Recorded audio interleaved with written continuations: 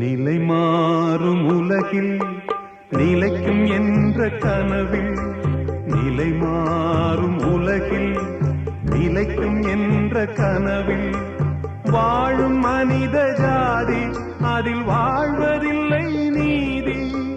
வாழும் மனித ஜாதி அதில் வாழ்வதில்லை நீதி.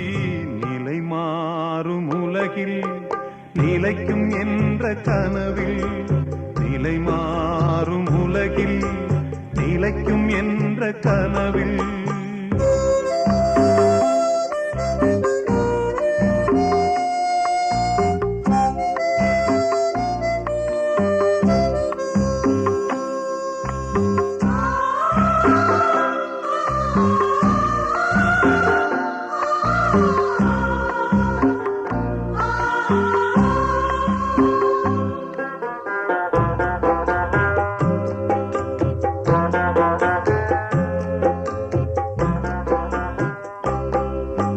தினம்தோறும் உணவு அது பகலில் தோன்றும் கனவு.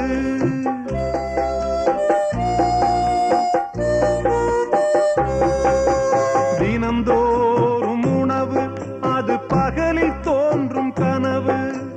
கனவான நிலையில் புது வாழ்வுக்கெங்கே நினைவு?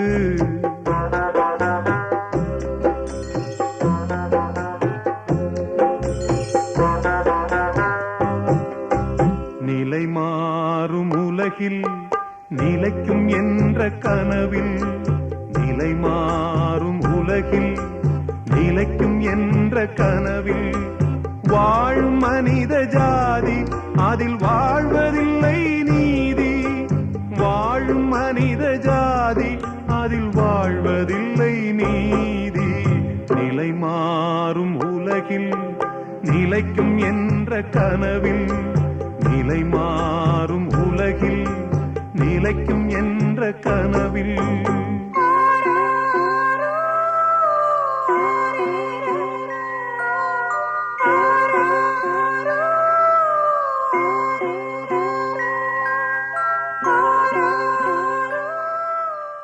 அவர் இன்னும் ஆரோக்கியமாக நீடூழி வாழ்ந்து ஒரு சாதனையை படைத்திருக்க வேண்டும் என்பது எனது கருத்து. அக்கா பிரேமலதா அவர்களின் அந்த கொள்கையை முன்னெடுத்து சென்று கொண்டிருக்கிறார்கள் தீவிரமாக. ஆக அவர் என்ன நினைத்தாரோ, தமிழகத்தில் ஒரு தூய்மையான அரசியல் வர வேண்டும் என்று அவர் நினைத்தார். அவரது நினைவு நனவாக்கப்பட வேண்டும் என்பது எங்களை போன்றவர்களின் கனவு. அவரது ஆன்மா சாந்தியடைய பிரார்த்திப்பது மட்டுமல்லாமல் ஒவ்வொரு முறையும் அவர் சிகிச்சைக்கு போகும்பொழுது அவர் மீண்டு வந்து விடுவார் என்று நான் பிரார்த்தித்திருக்கிறேன். ஒரு நல்ல அரசியல்வாதியை நாம் இழந்திருக்கிறோம்.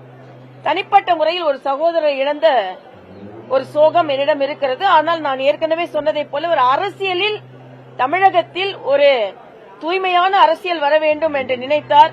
மரியாதைக்குரிய பாரத பிரதமர் மோடி மீது மிகுந்த அன்பு கொண்டவராக இருந்தார். 2014 தேசிய ஜனநாயக கூட்டணிக்காக மிக கடுமையாக உழைத்தார். அதற்கு நன்றியுணர்வோடு நான் இங்கே வந்து அவருக்கு மரியாதை செலுத்துவதில் பெருமை அடைகிறேன்.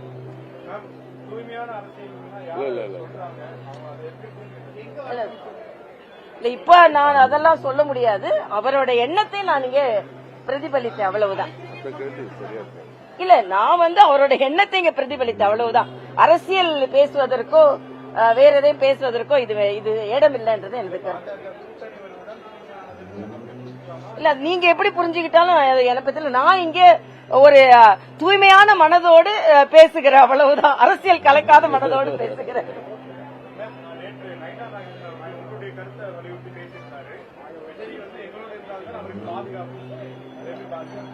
இல்ல, இது யதார்த்தமான உண்மைதானே. பிரிந்து போகக்கூடாது எதிர் ஓட்டுகள் என்பதில் அண்ணன் நயினார் நாகேந்திரனும் அண்ணன் எடப்பாடி அவர்களும் எல்லாருமே எதிரணியின் ஓட்டுகள் கூட்டாக இருக்க வேண்டும் என்ற ஒரு கோரிக்கையை தொடர்ந்து வைத்துக் கொண்டிருக்கிறார்கள். முடிவெடுக்க வேண்டியது ஜனநாயக முறைப்படி முடிவெடுக்க வேண்டியது ஜனநாயகனின் கடமைன்னு நான் நினைக்கிறேன்.